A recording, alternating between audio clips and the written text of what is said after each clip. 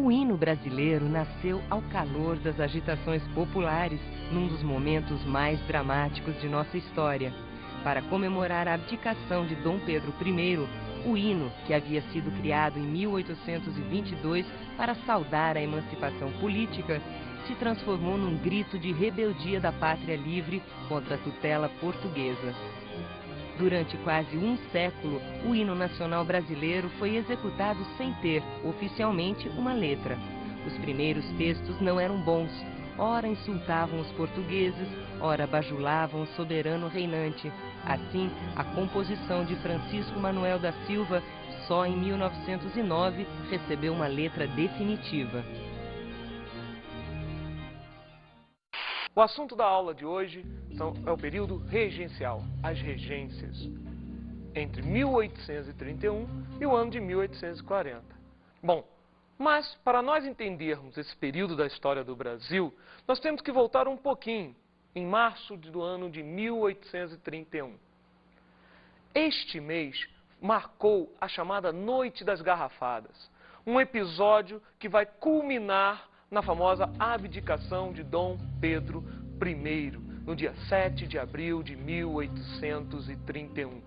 Dom Pedro I, devido a vários fatores políticos e econômicos, mas principalmente a sucessão do trono português, o leva a abdicar em nome de seu filho, Pedro II.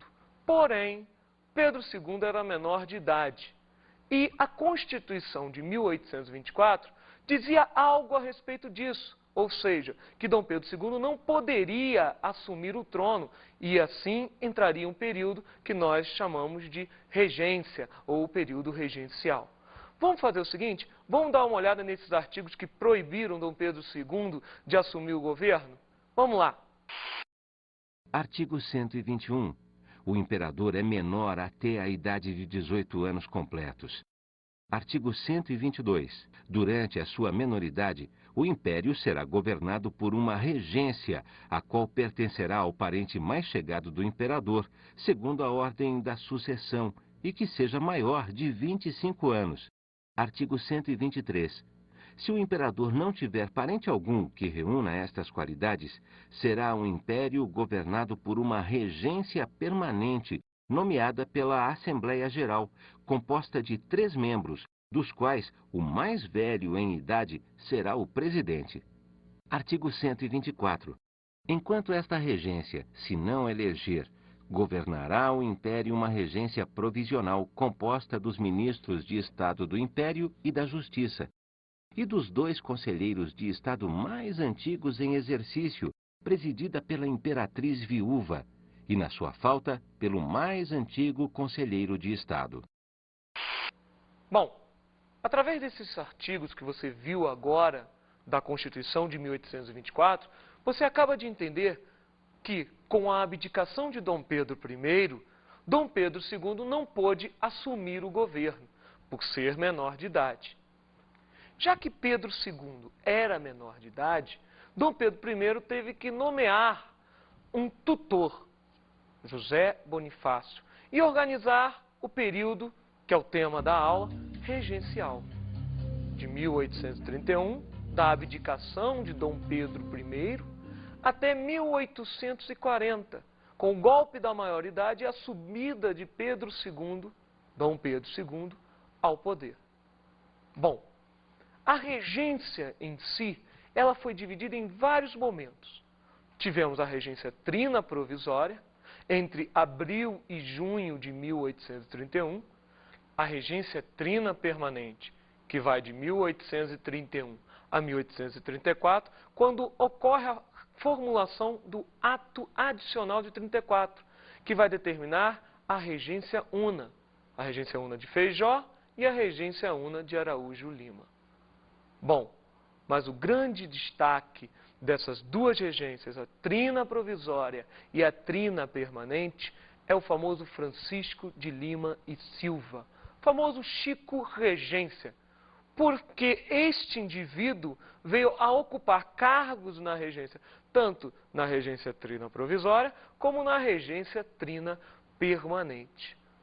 Lembrando, trina provisória, de abril a junho, E de junho de 1831 até 1834, você tem a regência trina permanente. Destacamos nesse período de 31 a 34, ou seja, dentro do período da regência trina provisória e da regência trina permanente, a formulação da Guarda Nacional.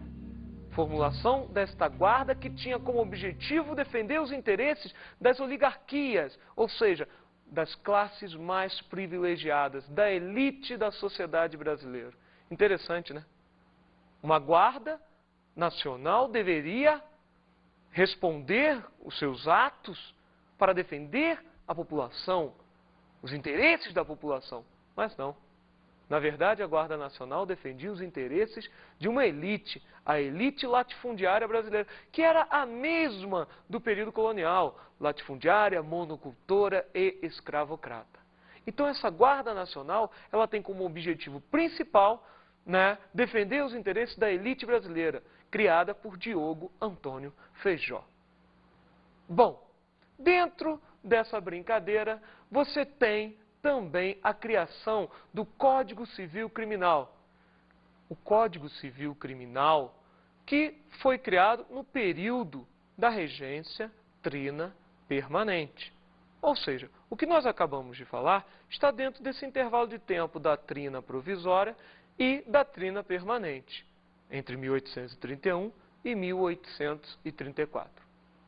Destacamos dentro do período da trina permanente o surgimento de 3 correntes políticas. Vocês lembram como era no primeiro reinado? Aquele período que vai desde a proclamação da independência do Brasil no ano de 1822 até a abdicação de Dom Pedro I no ano de 1831? Lembram, não? Então vamos relembrar.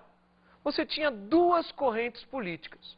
A primeira, o Partido Português, que defendia os interesses de Dom Pedro I. Já a segunda corrente política era o Partido Brasileiro, que defendia a separação do Brasil perante Portugal, ou seja, a independência. Vamos ver o seguinte agora. Se nós tínhamos 2 correntes políticas, quantas correntes nós vamos ter no período regencial? 2? Não. O que nós temos agora são 3 correntes políticas. Essas 3 correntes políticas são ramificações do Partido Português e do Partido Brasileiro. A primeira são os moderados ou chimangos. A segunda corrente política são os restauradores ou caramurus. Já a terceira corrente política são os exaltados ou jurujubas. Cuidado para não confundir jurujuba com jujuba. Uma coisa não tem nada a ver com a outra. Bom, mas quem eram os personagens dessas 3 correntes políticas? Dentro dos moderados ou chimangos, nós tínhamos a aristocracia da sociedade brasileira da época. Já na outra corrente, os restauradores ou caramurus, nós tínhamos políticos conservadores que reivindicavam o retorno de Dom Pedro I ao poder. Retorno esse que acabou ficando no esquecimento a partir do momento que ele veio a falecer no ano de 1834. Já a terceira corrente política, o nome já diz tudo, eram os exaltados. Esses exaltados, muitos deles proprietários rurais, latifundiários em si, reivindicavam a proclamação de uma república. Vale aqui uma ressalva. Não são todos os proprietários rurais. A maioria defende a monarquia. A maioria defende a sociedade brasileira patriarcal. A maioria defende o latifúndio monocultor escravocrata. E todos eles tinham, com certeza, ligações com o monarca. Bom, vamos viajar um pouquinho. No ano de 1834, nós formulamos o ato adicional, que nada mais foi do que a reformulação da Carta Constitucional de 1824, que é considerada a primeira Constituição oficial do Brasil. Por que oficial? Vocês lembram? Não? Então vamos voltar um pouquinho, só para a gente entender? No ano de 1823, era feita a Constituição da Mandioca. Essa Constituição que, devido a vários fatores, não foi aceita por Dom Pedro I. Dom Pedro I fechou a Assembleia Legislativa e veio a prender os congressistas no que nós chamamos de Noite da Agonia. Após este ato, ele outorgou, lembra, carta outorgada, a Constituição de 1824, que é a primeira Constituição do Brasil e a única Constituição do período imperial. Bom, já que nós relembramos um pouquinho o passado, vamos para um passado mais recente, se é que você me entende. No ano de 1834, foi formulado o ato adicional, como já mencionamos, que nada mais foi do que a reformulação da Carta Constitucional de 1824. Esta reformulação é tipo uma medida provisória. Hoje em dia você não tem essa moda? O presidente vai, emenda provisória para ser inserida na nossa Constituição, lembrando que a nossa não é de 1824, é de 1988. Lembra disso? Emenda provisória, medida provisória? O que nós temos lá no século XIX é um ato adicional, que tem algumas características particulares, como, por exemplo, criação das Assembleias Legislativas, que é a primeira característica do nosso ato adicional. Essas Assembleias Legislativas davam uma maior autonomia às províncias do Brasil. Isto vai acarretar mais à frente algumas rebeliões, as famosas rebeliões regenciais. A segunda característica do ato adicional de 1834 vai ser a abolição do Conselho de Estado. Fator este que vai favorecer ao processo de descentralização política, que culminará na subida de Dom Pedro II ao poder lá na frente, no ano de 1840, no famoso golpe da maioridade. A terceira característica, e digamos a mais importante dentro dessas que nós estamos citando, é a formação de uma regência una. A regência una significa uma modificação no sistema de governo. O que nós tínhamos antes, uma regência trina. Sendo ela a provisória ou a permanente, nós tínhamos 3 pessoas no poder. O que acontece agora? O nome já diz tudo. Regência una. Nós teremos, em vez de 3, uma pessoa no poder, num período de tempo determinado conforme as leis vigentes na época. Teremos 2 regentes, o regente Feijó e Araújo Lima, entre o período de 1835 e o ano de 1840. Então, a terceira característica, vamos dar uma ênfase nessa característica. A terceira característica e a mais importante deste globo é a formulação de uma regência una, que vai levar o Feijó a ser o primeiro regente. Lembrando, acaba a regência trina permanente, 3 no poder, modifica-se para 1 apenas no poder. Já a quarta característica do ato adicional é a criação do município neutro do Rio de Janeiro. Município este que era a capital do Brasil na época. Só para a gente lembrar, a capital do Brasil tinha sido transferida de Salvador para o Rio de Janeiro no século XVIII, na época da mineração. Uma das características até das famosas reformas pombalinas. A capital muda de Salvador para o Rio de Janeiro para concentrar a importância da região mineradora e o Rio de Janeiro como principal porto escoador do ouro proveniente das Minas Gerais com destino à Europa. Então, nós temos as 4 características do ato adicional. Primeira característica, só para fazer uma rápida lembrança. Primeira característica, a criação de uma assembleia ou de várias assembleias legislativas. Segunda característica, a abolição do Conselho de Estado. Terceira característica, como nós falamos aqui, a mais importante, a criação de uma regência una entre os regentes, os dois, Feijó e Araújo Lima. Daqui a pouco falaremos deles. E a quarta característica, a criação do município neutro do Rio de Janeiro. Bom, já que ainda há pouco eu mencionei que nós teríamos que falar dos regentes, nada melhor do que falarmos dele agora. No ano de 1835, subia ao poder o primeiro regente uno, o famoso regente Feijó. Entre 1835, sua subida ao poder, e 1837, a sua renúncia, ele tem um governo em suas mãos. Lembrando, este governo, dizem alguns historiadores, que é a primeira experiência próxima de uma república no Brasil. A regência de Feijó e a regência de Araújo Lima. Ou seja, o período de tempo que vai entre 1835 e 1840. A subida de Feijó e o golpe da maioridade. Mas vamos entender rapidamente o espaço-tempo Feijó, o que levou ele à renúncia, o que aconteceu de importante no seu governo. Então vamos lá.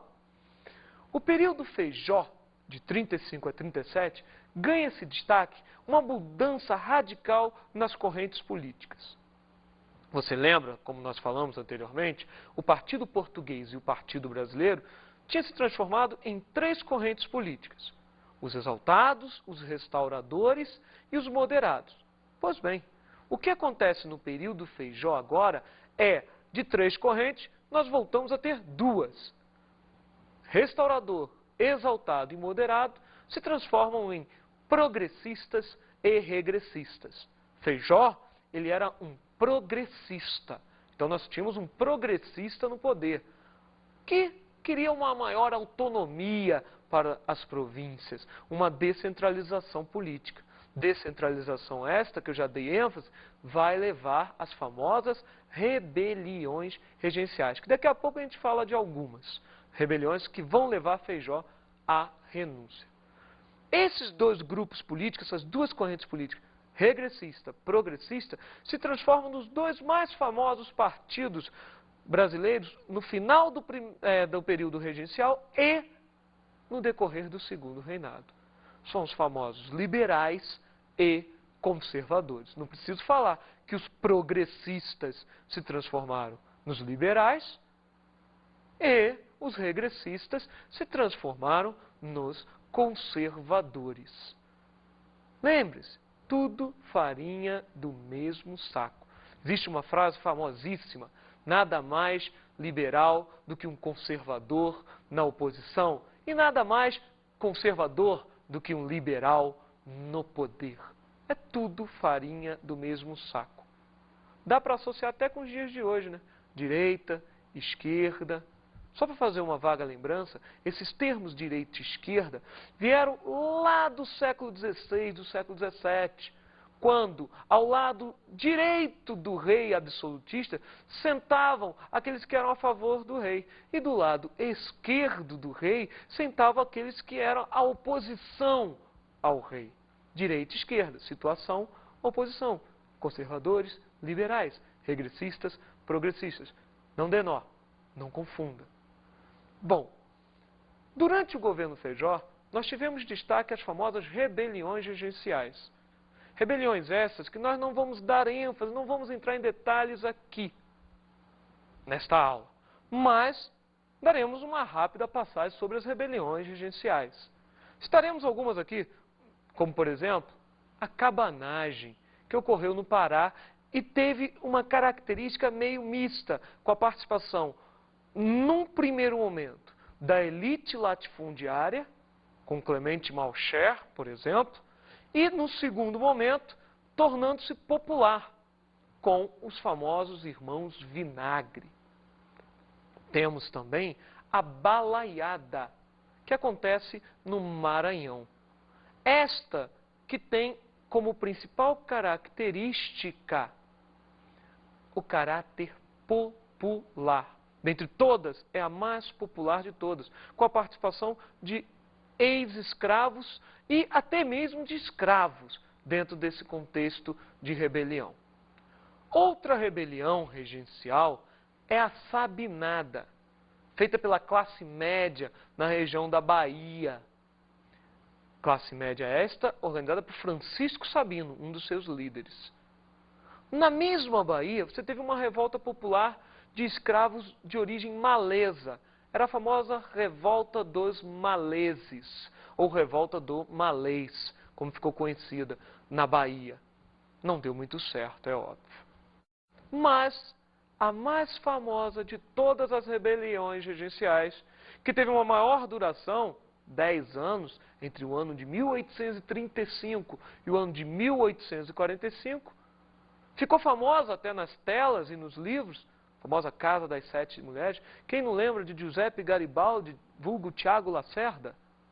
Lembra disso? A Casa das Sete Mulheres falava a respeito da revolta da Farroupilha, no Rio Grande do Sul, que teve como destaque Davi Canabarro, Giuseppe Garibaldi e o famoso Bento Gonçalves. Todas essas rebeliões regenciais, as 4 principais, Cabanagem, Farroupilha, Sabinada e Balaiada, foram decisivas para o regente Feijó renunciar. Não aguentando as pressões políticas e principalmente econômicas, Feijó renuncia em 37, dando margem à subida ao poder de Araújo Lima, provisoriamente, até que ele foi eleito no ano de 38 e com mandato interrompido no ano de 1840, com a subida de Dom Pedro II ao poder. Bom, então vamos fazer o seguinte, vamos passar rapidamente uma análise a respeito do outro regente, o regente Araújo Lima, que fica no poder entre 1837, a renúncia do Feijó, o primeiro regente, até 1840, o famoso golpe da maioridade. Bom, o regente Araújo Lima, ele não era progressista. Ele tinha uma característica totalmente regressista, ou seja, os regressistas retornavam ao poder. Os regressistas tomavam conta do poder no Brasil, na figura de Araújo Lima e de seu braço direito, Bernardo Pereira Vasconcelos. Nosso colega Araújo Lima subiu ao poder a partir da renúncia e, de cara, vai combater as rebeliões regenciais, dando fim a algumas e a outras dando apenas combate, sendo encerradas no período do segundo reinado com Dom Pedro II ao poder, como é o caso, por exemplo, da famosa Revolta da Farroupilha, ou Guerra dos Farrapos. O Araújo Lima, ele promove a criação de um dos órgãos mais importantes para a coletânea da historiografia e da própria geografia no Brasil. Araújo Lima criava o IHGB. O que significa isso? Instituto Histórico Geográfico Brasileiro. Com que objetivo? O nome do instituto já diz tudo. Instituto Histórico e Geográfico Brasileiro. Reunir o quê? Reunir os documentos, mapas que fossem importantes para contar a história do Brasil, para determinar a geografia do Brasil. Então, era criado o IHGB, o Instituto Histórico Geográfico Brasileiro. Porém, no mesmo governo de Araújo Lima, na qual nós temos os regressistas no poder, que vão ser chamados daqui a pouquinho de conservadores, os progressistas eram a oposição, os liberais. Com isso, a descentralização política crescia no cenário brasileiro. O que isso pode acarretar? Um golpe. Que golpe? Possivelmente a subida de Pedro II ao poder. Bom, no final do período regencial, era formulado o Clube da Maioridade. Já tem uma certa ideia para que serviria esse clube. O clube serviria para levar Pedro II ao poder. Bom, mas Pedro II não tomou nem o lado dos liberais, nem o lado dos conservadores. Pedro II, ele vai simplesmente, devido à descentralização política existente e a elite brasileira reivindicando um maior centralismo político, ele vai dar um golpe. Este golpe nós chamamos de golpe da maioridade. Este golpe foi resultado de uma campanha. Vamos dar uma olhada rapidamente num trecho dessa campanha? Vamos lá ver? A campanha pela maioridade ganhou a Câmara, o Senado e as praças. Manifestações populares em versos e em quadrinhas podiam ser ouvidas nos salões e nas ruas, algumas a favor, como: queremos Pedro II, ainda que não tenha idade, a nação dispensa a lei, viva a maioridade. Outras nem tanto. Por subir Pedrinho ao trono, não fique o povo contente, não pode ser coisa boa, servindo com a mesma gente. Escutaram um trecho? Repararam? No finalzinho, Dom Pedro II vai subir ao poder através de um golpe, denominado golpe da maioridade. Lembra disso? Maioridade. Porque segundo o artigo lá da Constituição de 1824, ele não poderia assumir com menos de 18 anos. Porém, acontece o contrário. Ele assume o trono, ele sobe ao poder com menos de 18 anos. Este momento nós chamamos do golpe da maioridade. E se vocês escutaram bem o trechinho, vocês repararam que os grupos políticos que estão ao redor de Dom Pedro II são os mesmos. Então, só para a gente fechar, Dom Pedro II chega ao poder no ano de 1840, dando início ao que nós chamamos de Segundo Reinado. O Segundo Reinado é um período, ou também chamado de Segundo Império, é o período que vai do golpe da maioridade, o ano de 1840, até a proclamação da República no ano de 1889, quando a família real é expulsa do Brasil. Mas isto é uma outra história. Que tal agora nós darmos uma olhadinha nas dicas de estudo? Vamos ver?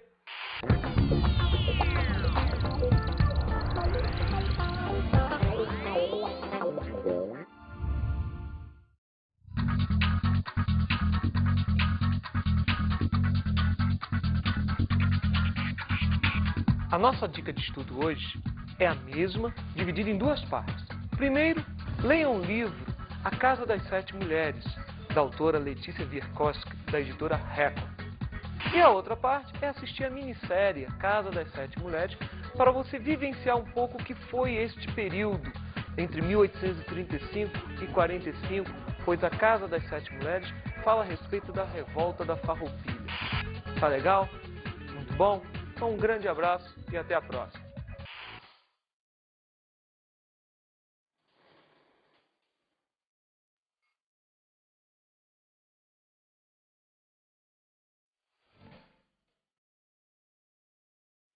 Na aula de hoje, analisamos o período da regência, de 1831 a 1840.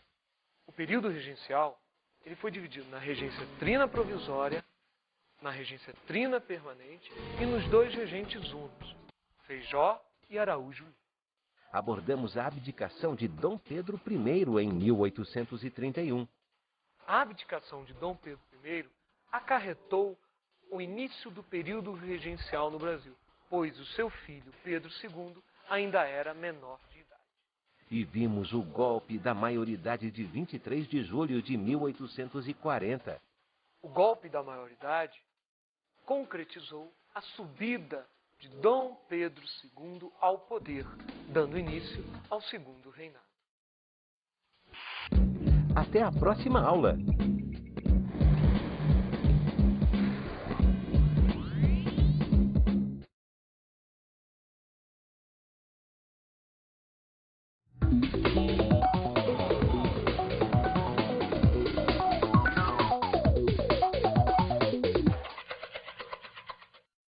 Olá, professor. Tudo bom? A dica de hoje é bem simples. Dê uma ênfase no processo de abdicação de Dom Pedro I, na questão do ato adicional, fazendo até uma pequena comparação com medidas provisórias tomadas pelos nossos presidentes, e no golpe da maioridade, que levou Dom Pedro II ao poder. Tá legal? Com isso, é só. Tchau.